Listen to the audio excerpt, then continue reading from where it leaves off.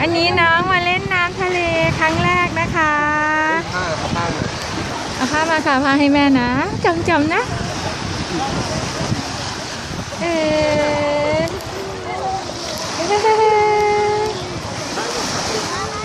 ป๊าเขาขยงทราย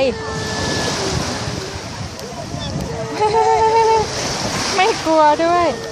วิป๊าหัวเข่าลูกโดนอะไรกัดอ่ะ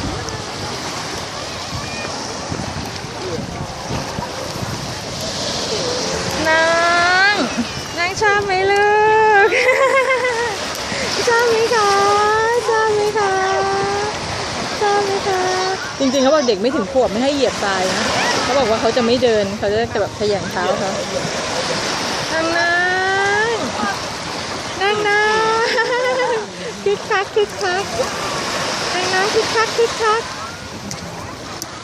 ย่าชอบเหรอลูกทรายติดขาลูกแล้วเนี่ยดีชอบล้างขาลูกดีต้องไปล้างตรงลึกๆนะไม่งั้นทรายติดเขาขยันเท้าเขาเดี๋ยวเขาไม่เดินนะป๊า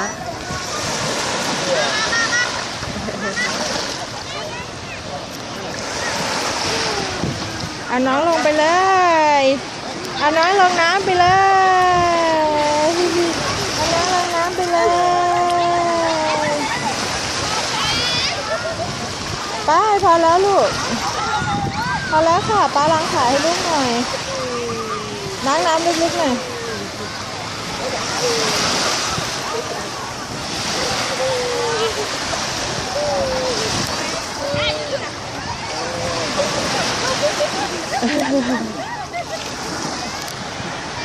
ชอบไหมคะ ชอบไหมคะชอบไหมคะชอบไหมคะเอาอีกไหมเร่วินแล้วพอแล้วนะ